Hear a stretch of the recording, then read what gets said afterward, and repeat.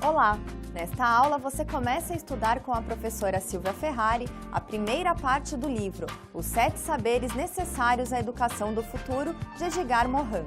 O tema de hoje é Ensinar a Condição Humana. Tenham todos uma ótima aula!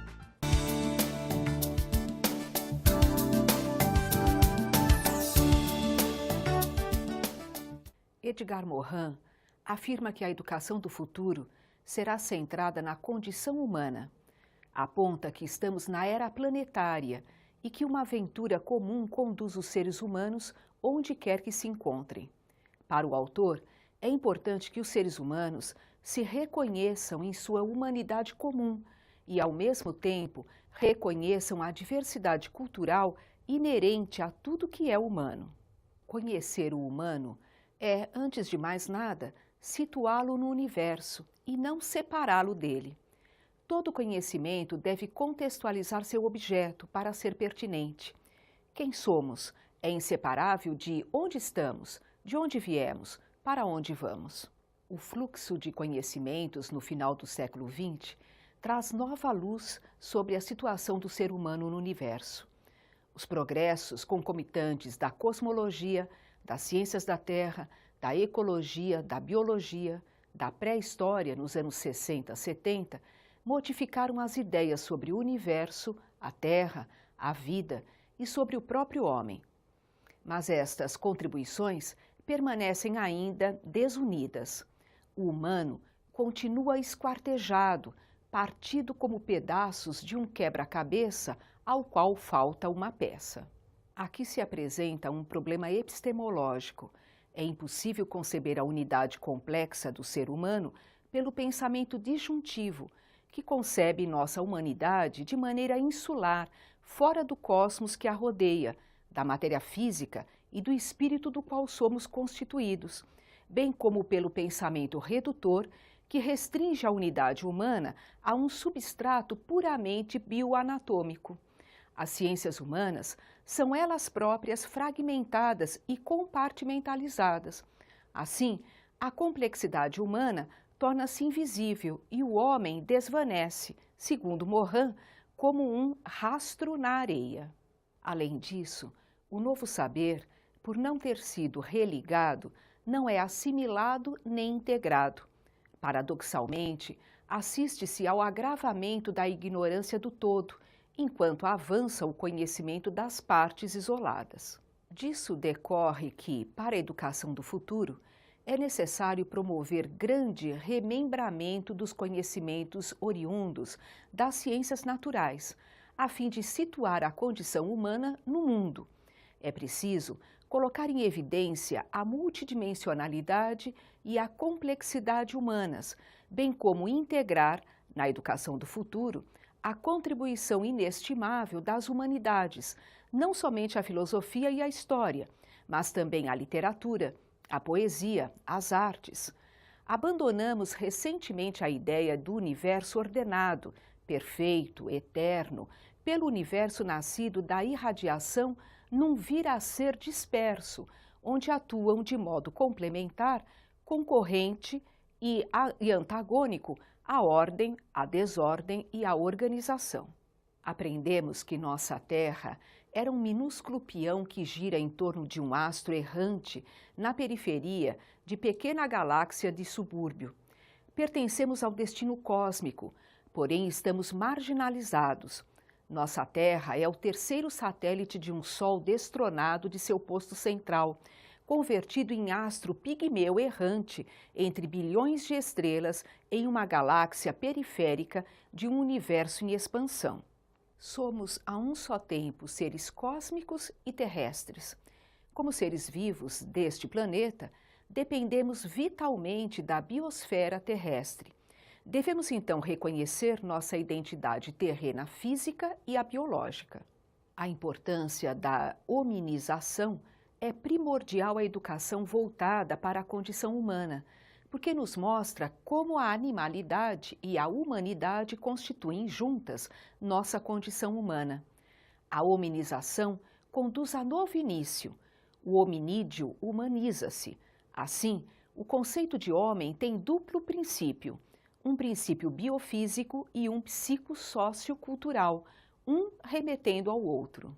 Somos originários do cosmos, da natureza, da vida, mas devido à própria humanidade, a nossa cultura, a nossa mente, a nossa consciência, nós nos tornamos estranhos a este cosmos que nos parece secretamente íntimo.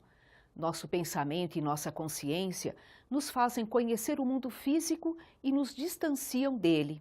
O próprio fato de considerar racional e cientificamente o universo nos separa dele. Nós nos desenvolvemos além do mundo físico e vivo.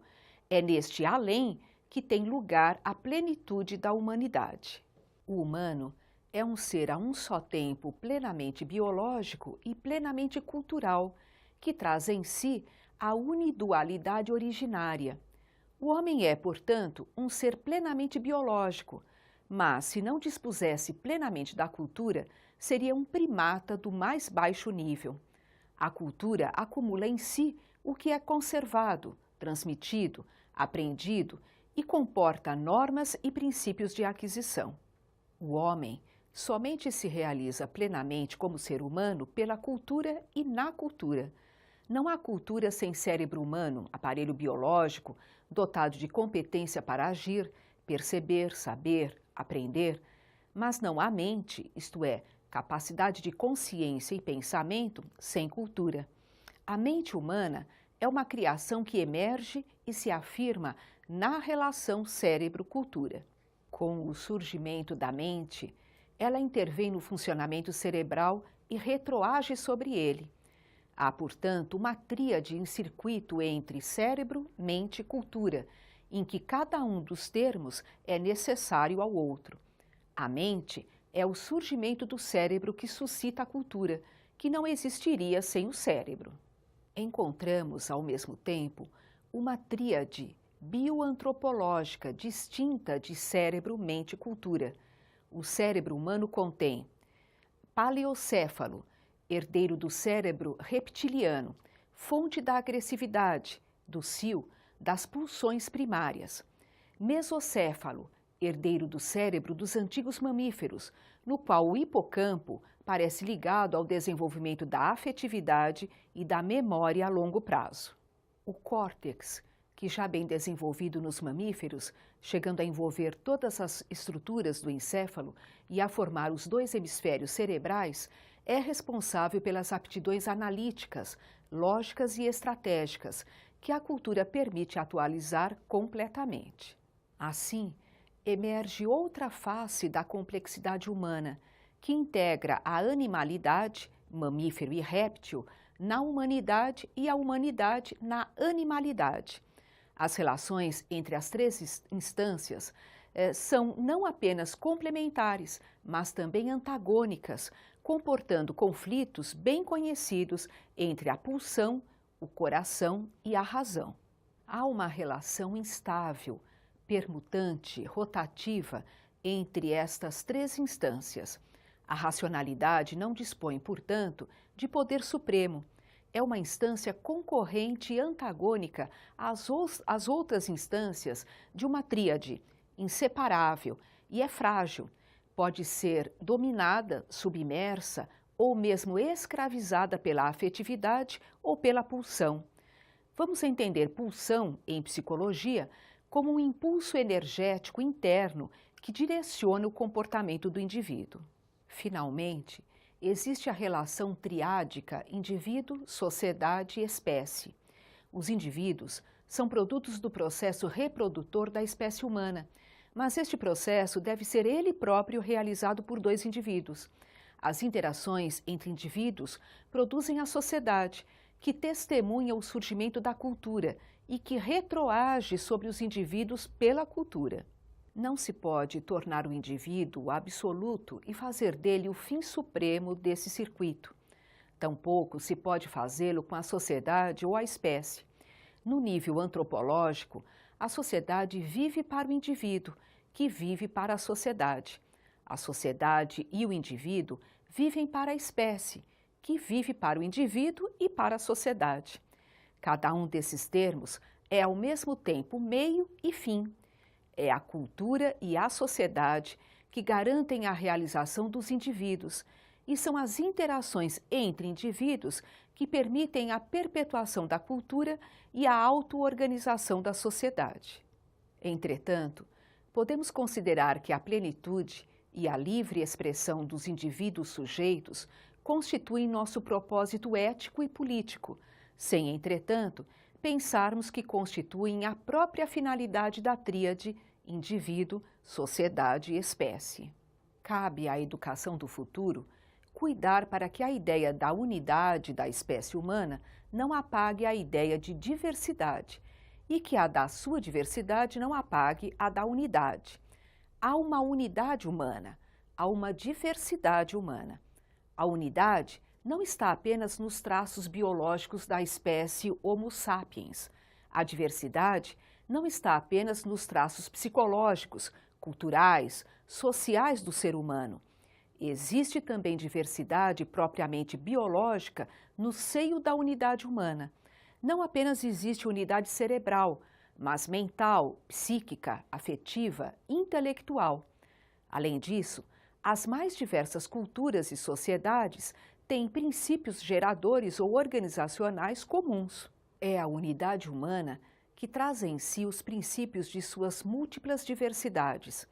Compreender o humano é compreender sua unidade na diversidade, sua diversidade na unidade. É preciso conceber a unidade do múltiplo e a multiplicidade do uno. A educação deverá ilustrar este princípio de unidade e diversidade em todas as esferas. Na esfera individual, existe unidade, diversidade genética.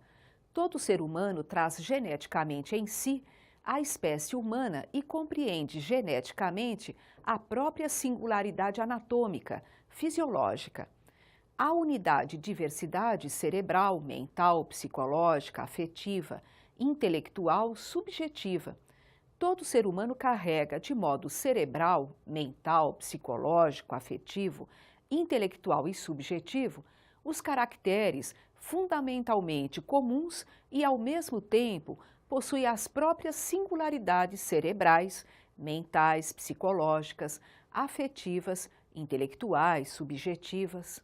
Na esfera da sociedade, existe a unidade e diversidade das línguas, todas diversas a partir de uma estrutura de dupla articulação comum, o que nos torna gêmeos pela linguagem e separados pelas línguas, das organizações sociais e das culturas.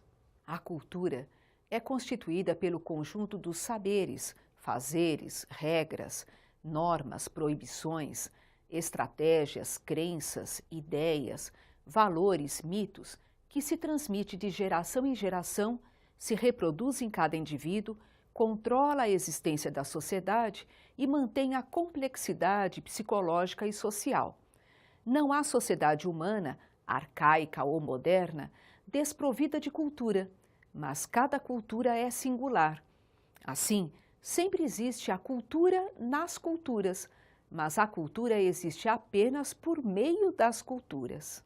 O duplo fenômeno da unidade e da diversidade das culturas é crucial. As culturas são aparentemente fechadas em si mesmas para salvaguardar sua identidade singular, mas, na realidade, são também abertas, integram nelas não somente os saberes e técnicas, mas também ideias, costumes, alimentos, indivíduos vindos de fora. As assimilações de uma cultura à outra são enriquecedoras. O homem da racionalidade é também o da afetividade, do mito e do delírio, demens. O homem do trabalho é também o homem do jogo, ludens. O homem empírico é também o homem imaginário, imaginários. O homem da economia é também o do consumismo, consumans. O homem prosaico é também o da poesia, isto é, do fervor, da participação, do amor, do êxtase. O amor é poesia.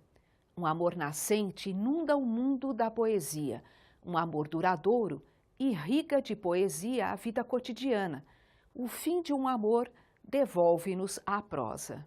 Assim, O ser humano não vive só de racionalidade e de técnica. Ele se desgasta, se entrega, se dedica a danças, transes, mitos, magias, ritos. Crê nas virtudes do sacrifício. Viveu frequentemente para preparar a sua outra vida além da morte. Por toda parte, uma atividade técnica, prática, intelectual, testemunha a inteligência empírico-racional. Em toda parte, festas, cerimônias, cultos com suas possessões, exaltações, desperdícios, consumismos, testemunham o homo ludens, poéticos, consumans, imaginários, demens. As atividades de jogo, de festas, de ritos, não são apenas pausas antes de retomar a vida prática ou o trabalho. As crenças nos deuses e nas ideias não podem ser reduzidas a ilusões ou superstições. Possuem raízes que mergulham nas profundezas antropológicas, referem-se ao ser humano em sua natureza. A relação manifesta ou subterrânea entre o psiquismo, a afetividade, a magia, o mito, a religião. No ser humano, o desenvolvimento do conhecimento racional, empírico, técnico, jamais anulou o conhecimento simbólico, mítico, mágico ou poético. Por isso, a educação deveria mostrar e ilustrar o destino multifacetado do humano, o destino da espécie humana, o destino individual, o destino social, o destino histórico, todos entrelaçados e inseparáveis. Assim, uma das vocações essenciais da educação do futuro será o exame e o estudo da complexidade humana. Conduziria à tomada de conhecimento, por conseguinte, da consciência, da condição comum a todos os humanos e o da muito rica e necessária diversidade dos indivíduos, dos povos, das culturas, sobre nosso enraizamento como cidadãos da Terra. Somos a um só tempo seres cósmicos e terrestres. A vida, em sua aventura, correu perigo de extinção ao menos por 2 vezes, no fim da era primária e durante a secundária. Desenvolveu-se não apenas em diversas espécies, mas também em ecossistemas em que as predações e devorações constituíram uma cadeia de dupla face, a da vida e a da morte. Nosso planeta erra no cosmo. Devemos assumir as consequências da situação marginal, periférica que é a nossa. A antropologia pré-histórica mostra-nos como a hominização é uma aventura de milhões de anos, que é descontínua, surgimento de novas espécies, hábiles, erectus, neandertal, sapiens, e desaparecimento das precedentes, aparecimento da linguagem e da cultura. Mas, ao mesmo tempo que é descontínua, é também contínua, no sentido de que prossegue em um processo de bipedização, manualização, erguimento do corpo, cerebralização, juvenescimento, que é quando o adulto conserva os caracteres não especializados do embrião e os caracteres psicológicos da juventude. Temos também a complexificação social, processo durante o qual aparece a linguagem propriamente humana, ao mesmo tempo que se constitui a cultura, capital adquirido de saberes, de fazeres, de crenças e mitos transmitidos de geração em geração. Trazemos no seio de nossa singularidade não somente toda a humanidade e toda a vida, mas também quase todo o cosmos, incluindo seu mistério que, sem dúvida, permanece no fundo da natureza humana. Mas não somos seres que poderiam ser conhecidos e compreendidos unicamente a partir da cosmologia, da física, da biologia, da psicologia. É super e hipervivente. Desenvolvemos de modo surpreendente as potencialidades da vida. O ser humano, salienta o autor, é Homo sapiens e também Homo demens. A complexidade humana não poderia ser compreendida dissociada dos elementos que a constituem. Todo desenvolvimento verdadeiramente humano significa o desenvolvimento conjunto das autonomias individuais, das participações comunitárias e do sentimento de pertencer à espécie humana. Falamos em acultura, falamos também às culturas. As técnicas podem migrar de uma cultura para outra, como foi o caso da roda, da atrelagem, da bússola, da imprensa. Foi assim também com determinadas crenças religiosas, depois com ideias leigas que, nascidas em uma cultura singular, puderam se universalizar. Mas existe em cada cultura um capital específico de crenças, ideias, valores, mitos e, particularmente, aqueles que unem uma comunidade singular a seus ancestrais, suas tradições, seus mortos. Ao contrário, a desintegração de uma cultura, sob o efeito destruidor da dominação técnico-civilizacional, é uma perda para toda a humanidade, cuja diversidade cultural constitui um dos mais preciosos tesouros. O século XXI deverá abandonar a visão unilateral que define o ser humano pela racionalidade, Homo sapiens, pela técnica, Homo faber, pelas atividades utilitárias, Homo econômicos, pelas necessidades obrigatórias, Homo prosaicos. O ser humano é complexo e traz em si, de modo bipolarizado, caracteres antagonistas. Somos ainda seres infantis, neuróticos, delirantes e também racionais. Tudo isso constitui o estofo propriamente humano. A loucura é também um problema central do homem e não apenas seu dejeto ou sua doença. O tema da loucura humana foi evidente para a filosofia da antiguidade, a sabedoria oriental, os poetas de todos os continentes, os moralistas, Erasmo, Montaigne, Pascal, Rousseau. Os progressos da complexidade se fazem ao mesmo tempo, apesar, com e por causa da loucura humana. Nas criações humanas, há sempre uma dupla pilotagem, sapiens, demens. Demens inibiu, mas também favoreceu sapiens. Concluindo, com base nas disciplinas atuais, é possível reconhecer a unidade e a complexidade humanas, reunindo e organizando conhecimentos dispersos nas ciências da natureza, nas ciências humanas, na literatura e na filosofia, pondo em evidência o elo indissolúvel entre a unidade e a diversidade de tudo o que é humano. Até a próxima!